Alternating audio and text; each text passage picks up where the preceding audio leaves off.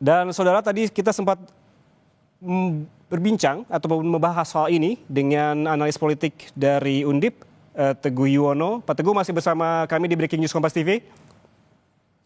Dan masih bergabung.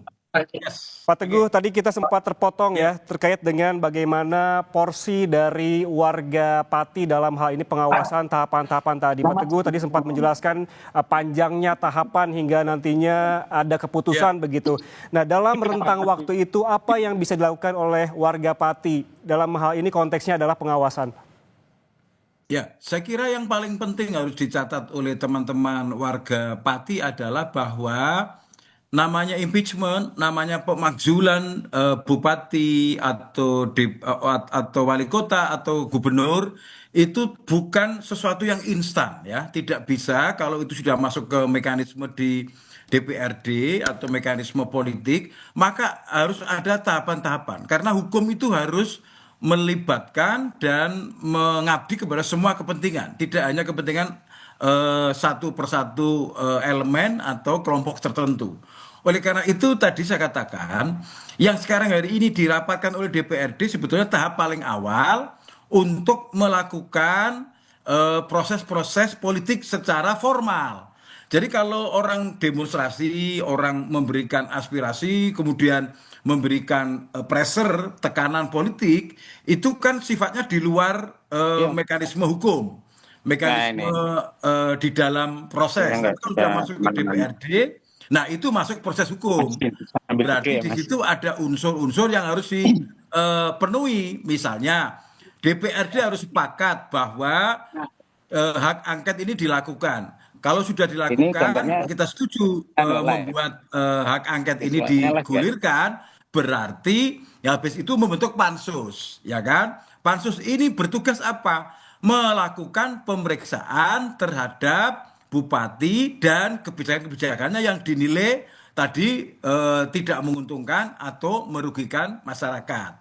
Tapi harus diingat, keputusan hak angket nanti, keputusan pansus nanti kan juga harus dipastikan keputusannya seperti apa. Bisa kemudian misalnya keputusannya, oke, ditemukan pelanggaran sehingga bupati layak diusulkan diberhentikan. Atau yang kedua, bisa juga tidak ditemukan pelanggaran yang memenuhi syarat, apakah bupati harus diajukan untuk diganti apa tidak, diimpeach apa tidak.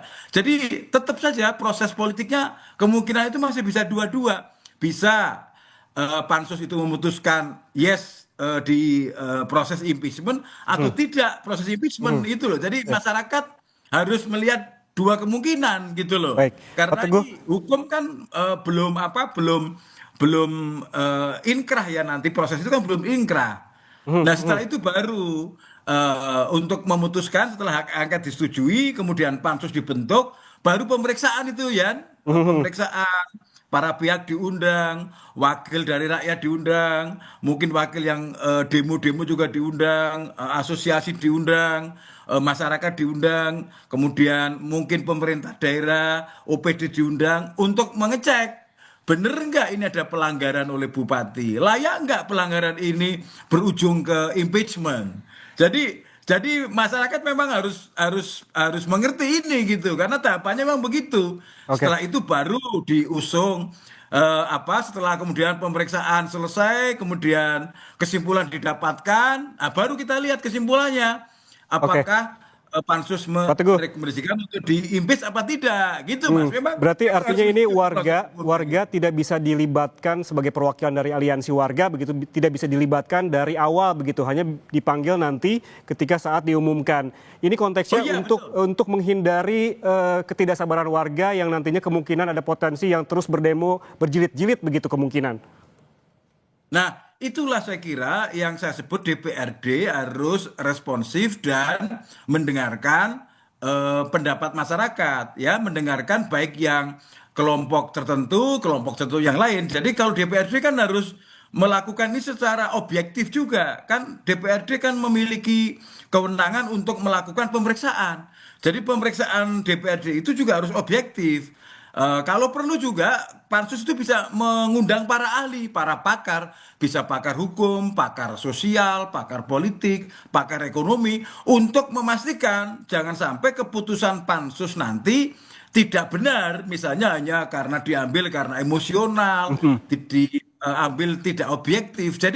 Jadi memang ini semua harus mengerti bahwa proses-proses di DPRD itu memang tidak bisa gegabah ya, harus hati-hati supaya tidak ada celah-celah hukum yang kemudian nanti bisa berproses terhadap gugatan-gugatan karena DPRD juga berpotensi digugat juga kalau misalnya keputusannya tidak objektif. Jadi kalau itu dipercayakan oleh DPRD, dua kemungkinan masyarakat menunggu proses di DPRD atau masyarakat ikut mengawasi Oke. sidang-sidang yang ada di DPRD gitu ya. Oke, berarti ada potensi juga, ada kemungkinan, kita tidak tahu berapa persen, DPRD juga bisa dituntut begitu apabila memang keputusannya tidak sesuai dengan desakan warga, begitu? Ya, dua kemungkinan memang, dua kemungkinan artinya kemudian nanti demonya bisa bergeser misalnya dari bupati yang mau diimpeach kemudian kepada DPRD, mungkin DPRD dipandang tidak responsif, DPRD dipandang tidak follow up dengan baik.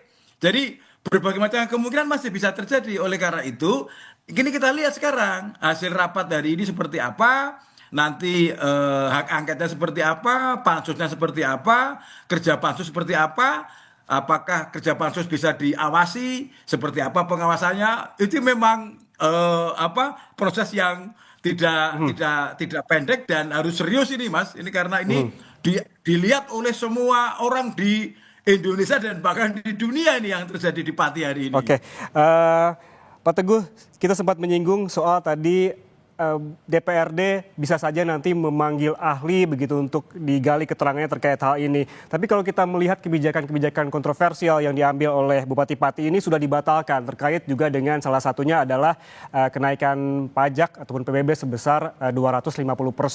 Namun jangan dijawab dulu, kita akan jeda sejenak, tetaplah bersama kami di Breaking News Kompas TV.